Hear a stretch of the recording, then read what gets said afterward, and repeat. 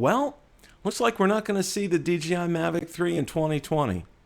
Got all the 411 on that coming up.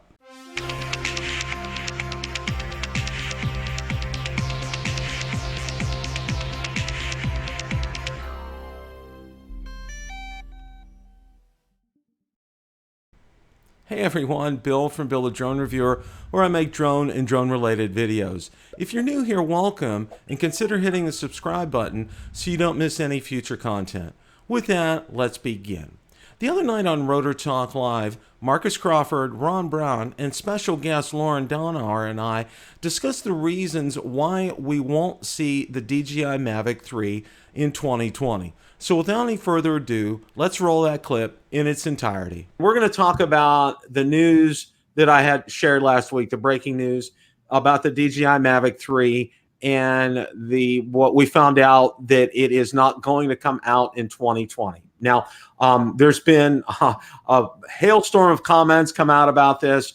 Drone DJ, and I'll kind of start out with this, and I want to get your guys' reaction to it. Well, if you stop buying Mavic 2s, then we'll see a Mavic 3 this year. What do you guys think of a statement like that? Let's start out with that. Yeah, I think it's ridiculous. No, let's. Why would you stop buying Mavic 2s if they're, it's still a very valid product and people enjoy it. And I can tell you that what DJI knows is they'll release the Mavic 3 because they'll have some phenomenal new feature on there that we're all going to want, and they'll sell twice as many of those.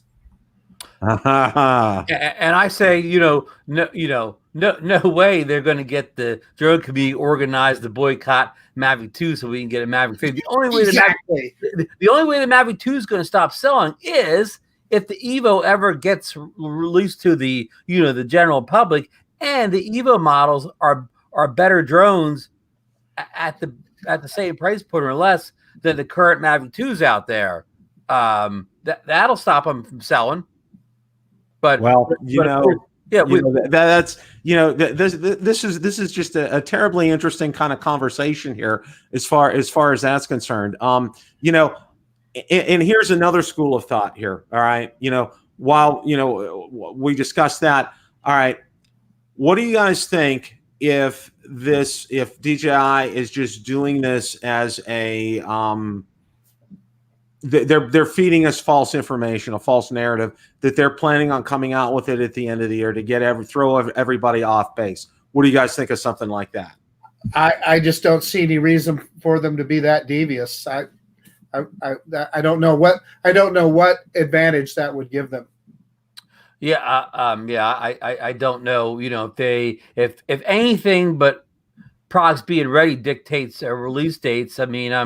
I'm guessing when the Evo 2 came out, whatever specs they had on the board for the Mavic 3 now got rethought after they studied the specs of all three Evo 2 models, and then they probably rethinking what's going to be in a Mavic 3. And I guess the more stuff they want to put in it, the more that pushes that release date back to, like Bill said, maybe the end of the year or maybe next year. Bill, I see Lauren's in the house tonight, and he said he wouldn't mind getting in this conversation. Yeah, I just sent him a link. Lauren's got a good mic tonight.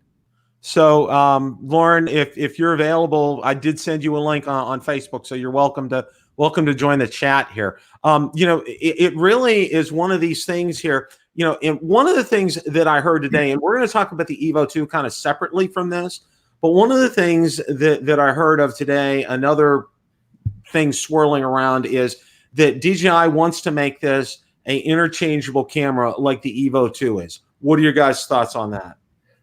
Wow, that'd be awesome. I mean, anything that gives us more flexibility, that'd be great.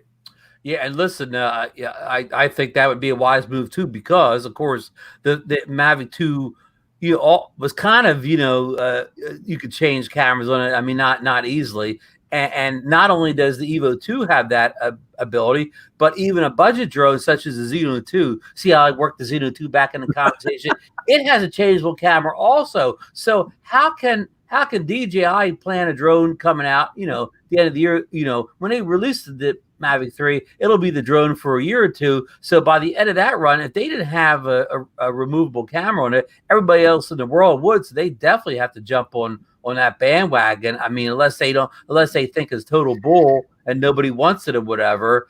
And I guess we'll have to see. And I have one big question for you. I mean, I'm going to get hate mail from the Autel lovers, and I'm not an Autel.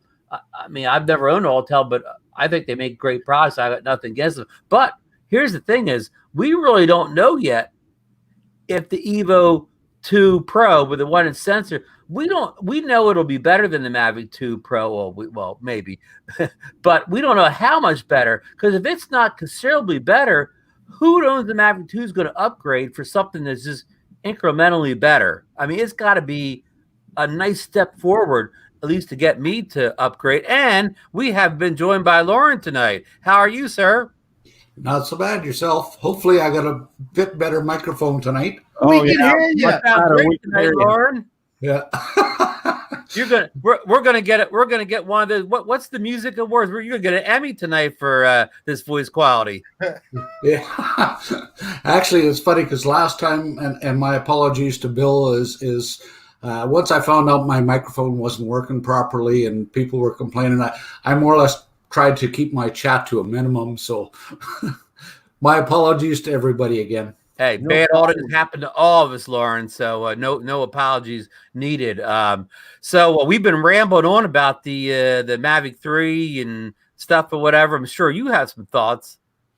Absolutely. I can discuss some things, but I can't discuss everything. And part of that is that they're not planning to release it in 2020, or there is.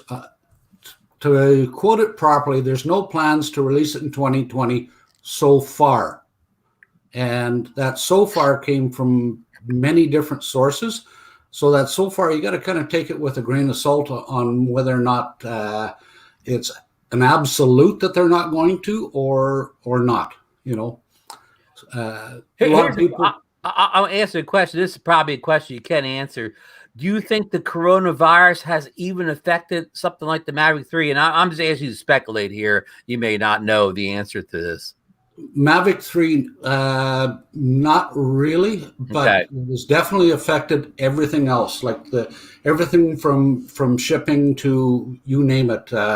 Like, without going into too much detail, there's been a great effect to everything in China, and what you said earlier, Ron, was just spot on. There's a lot bigger things to worry about over there than our drone deliveries. So, you know, Lauren, that's a great point here, and I think one of the things that we need to keep in mind is the human element, and it's been brought up.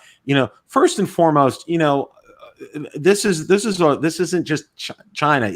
It's hit everywhere. Okay, there's been cases reported all around the world, and hopefully the World Health Organization and other health bodies can get this addressed, get it taken care of, and get it eradicated.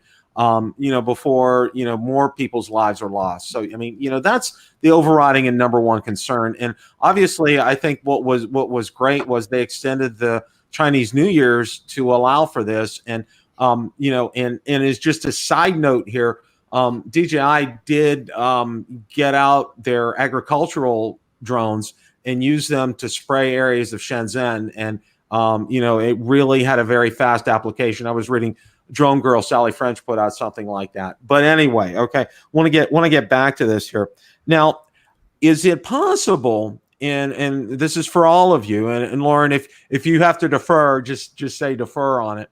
Do you think that with remote ID, that DJI decided that because it's way up in the air, that they decided for a drone like the Mavic 3 that they're just going to hold this until there's a decision regarding remote ID? Gentlemen, open for discussion. So that was honestly my first thought, is that it's just such a fluid situation right now. How do we know at that level? Maybe they do know what it is, and it sounds like although I'd say based on that video that DJI released yesterday, they don't right? They are making their push for that drone to phone idea. So who knows? And it sounds to me that even on the FAA side, that there's technology yet to be developed. So I could completely appreciate that a manufacturer might take that into consideration before they release what is arguably their frontline prosumer drone. Yeah, I kind of agree with Marcus. I guess if they held the Mavic 3 off for a year and then released it early in 2021, maybe it could be the first drone ready for the new FAA rules or whatever, be fully equipped for the new rules. I mean, I guess it could be a consideration. I mean, pure speculation on my part on what's going through the minds of the people over in China. Lauren, you have any thoughts, or can you speak at all on this topic? I can. Some I do have to defer, but the release of the 3 has absolutely nothing to do with that. Okay. I know that for a fact. But on that same topic, I'm going to get a little bit personal here. I am so dead set against any way that we are allowing the public knowledge of personal information. And if we allow it to our authorities, whether it's down in the States or up here in Canada, okay, I got no problems with that at all. But you get people out there that are just, shall we say, vigilantes that just don't like drones, and that could cause more problems than they can ever imagine. Hey, Lauren, can I add to that just a little bit? Because you spoke about authorities, and I completely agree with you. But what I will say is, if I'm flying out in Class G airspace, I don't even think the authorities need to know when and where I'm flying. Now, if I'm in any kind of controlled airspace, that's very, very different. They absolutely do need to know. But if I'm out there in the middle of nowhere, why do they need to know? Absolutely. Yeah. And like where I do a majority of my flying, like I like the scenic stuff. It's funny, Marcus, like some of the stuff that you've done in the canyon there, like there was a great show on TV the other night that kind of showed all of our landscape that's near where I live. And it's funny, within an hour drive, I've got everything from badlands to plains to, huge mountains. And so I'm really blessed in that, but I have personally no interest to fly in an urban center. So, and for the FAA to go through with this thing about internet connection, you just can't do it. And I worry because what happens in the States could happen in Canada. And, so it doesn't matter whether you're from the States or not. You should be keeping your ear out on this. We're gonna go ahead and take a deep dive into this here in just a few minutes.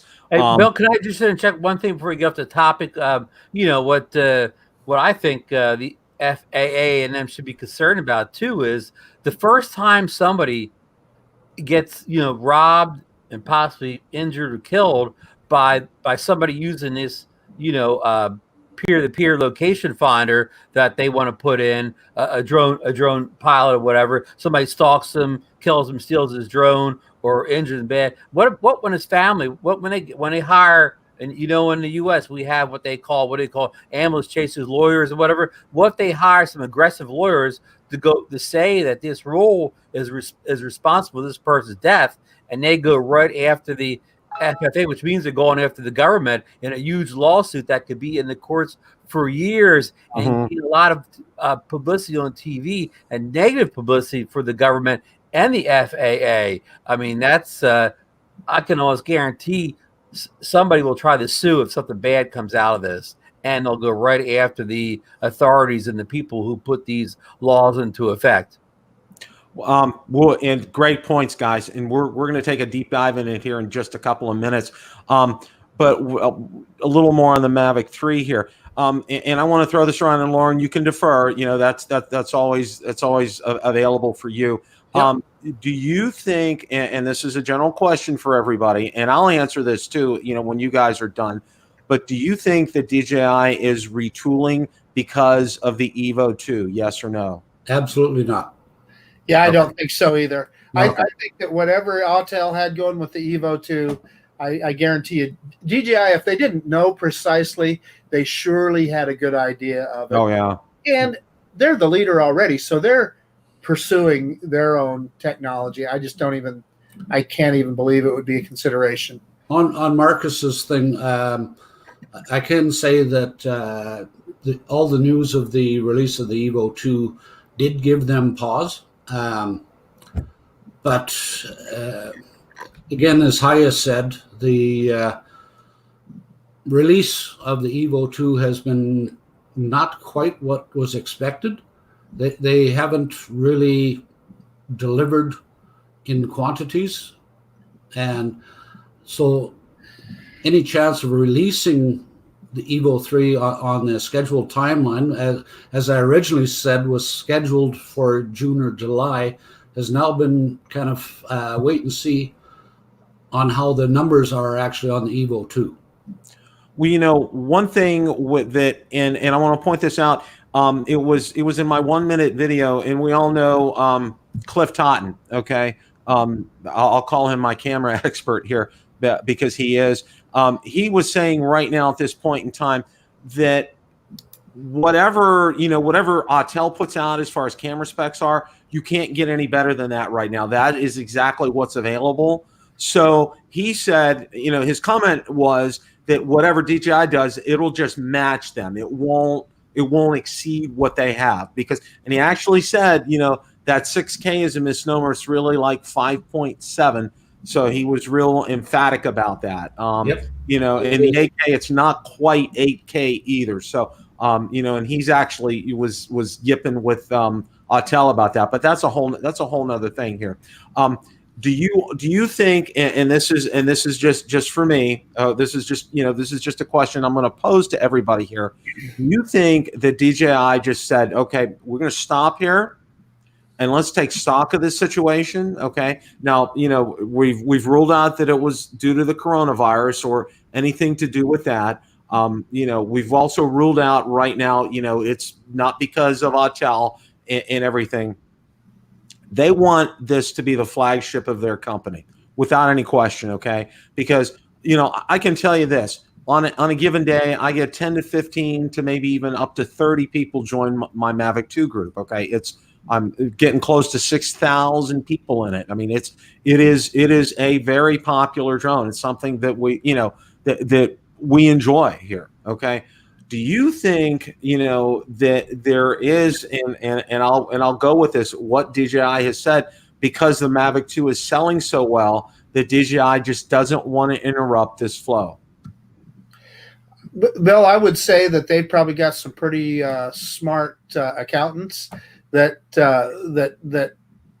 have done the math and know what the point is of where those sales drop off and when it's time to release another one. And it's probably a combination of things like that, as well as, you know, developing the technology for whatever that next product is.